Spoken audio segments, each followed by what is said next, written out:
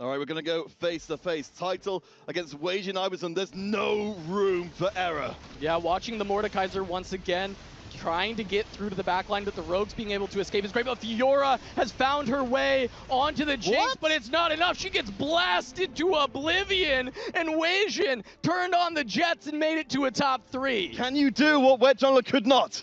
He didn't hit. He didn't hit. Now his board's weaker. He didn't think he could beat Tidal. He wasn't confident. And now he swapped in an additional Nila to try and help the backline, but his front line has been softened. He can go third for that.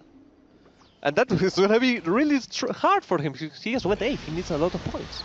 Honglian versus Tidal on the right side, trying to survive. Volta versus Tidal's Ghost on the left. The big boat coming through. Honglian, maybe the front line wasn't enough. Oh my gosh, so many 4-star disappointments. The respawn is nothing at all as Volta survives against the Ghost. One more cast, maybe you could swing it. She misses with the ult, no! And Volta takes the L. Honglian takes the L as well. Double kill for Tidal. The Kaisa on sub 10% gets one more cast and finds the win. Now, and you know, unless something goes horribly wrong, my money is on Tidal. But it doesn't even matter for the greater picture, right? Tidal has achieved check with the placement of second or better. He has that in, it's locked, and whatever goes down now, I don't think he's bothered much. He throws this thumbs up towards Hanxing and says, whoever comes out of here for Hanxing. It would be really important to claw up those points. We'll see whether or not anyone can take down this bruiser board. Slowly but surely, the front line for Tidal is crumbling, but Mordekaiser does stay strong. He's at the forefront. He's tanking everything,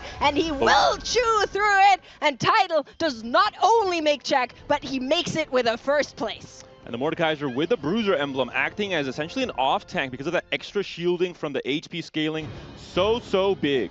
Even that low cost 3 that might come around, I don't think is enough, and nobody is doing anything against Tidal. They can't keep getting away with this. Like he's in first place now. He's still win streaking. He's got so much gold to work with. Honestly, he's gone 9 now. He Still could no go 10.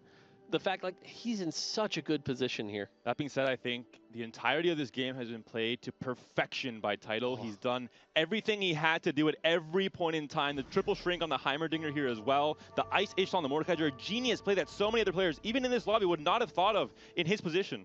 Yeah, I think the triple shrink here is really good. It's going to provide that 50% shred and sunder. A lot of the items got nerfed down to 30, so that's not going to be enough right now. But what is maybe going to be enough is the power of this board going up against Volta on the other side. Still no Vel'Koz 3 and nothing to avoid the execution here. Altanawe will follow. Weijin knocked down to 8. Hanxing knocked down to 9. Xiaoge to 10. We might just see him pull it off if only Honglian can do something here. There's only one remaining player that can save the tournament to go to game 5, and if not, Japan takes it. This might come down to an APM check on Honglian. If you can 3-star a legendary, that might be the path he wants to take, but Tidal has so many legendaries on his own board, it'll make it so difficult to do so. I have to imagine if he gets one more loss in this pace, if he thinks he's weaker than Tidal going to the last fight, that's going to be his only out. Yeah, but even then, Bel'Veth 3 is definitely one of the weaker 3-star 5 costs, so even that looks a little scary here. Here we go into one of the fights here. I don't think this knocks anyone out, so it's going to be really close. This will give us a really good glimpse of who could be winning here. The Jarvan ult's going to be really big. That Azir, the Azir is going to be able to stack up really quick with that Ginsu's. We've got the Banshees keeping him CC immune. Mordekaiser, though, still so strong, and here comes the damage. Unlike last Azir and Bel'Veth left alive, the Mordekaiser so healthy still. The God of Death finally taken down. Is it too little, too late? Azir versus Quinn, Aatrox versus Quinn. Bel'Veth finally gets the win there. Tidal down to 7 HP on his last life. Can Tidal hit any more power spikes to try and win this last one? Honglian possibly finding the Heimerdinger or 2 here would need to sell off one of the Aatroxes there, but you're holding those to avoid that Tidal finds it. So it is a little bit of a game of chicken. If you think you're strong enough, and he does, he is going to remake it, freeze up the Shroud of Stillness as well.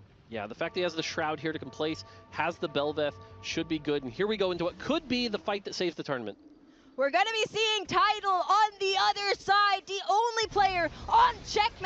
against Honglian. This might be the very final fight between the two of them. In the backline, we have a big charge coming in, trying to take out the Unix. The big carry for Honglian is the Azir, and he might be the only unit that is left alive standing. It will be Honglian, knocked down to 9 HP. The next fight will determine everything. We're going to go into one more carousel before. The final 1v1 positioning with all these different 5 casts with warping abilities will matter so much more talking this final fight. Yeah, the thing to note, if you watch the fight again a second time, stare at that Bel'Veth. If that Bel'Veth lives a long time, that's going to do a ton of true damage. It's going to be stacking up. It's going to do doing great. If it dies quickly like it did last fight, though, that could spell the end here. Aatrox 2 found for title as well. This is a 6 Slayer. Slayer's Resolve. Aatrox 2 coming online for the board here for the Japanese player. Yeah, this again, I really think you just got to stare at the Bel'Veth. That feels like the key thing. It does have the Banshee's Veil, so it's CC immune. If we can get the fight to last long enough for the gem to proc, that's going to be a bunch of extra damage. But here we go into the final fight that could decide the tournament.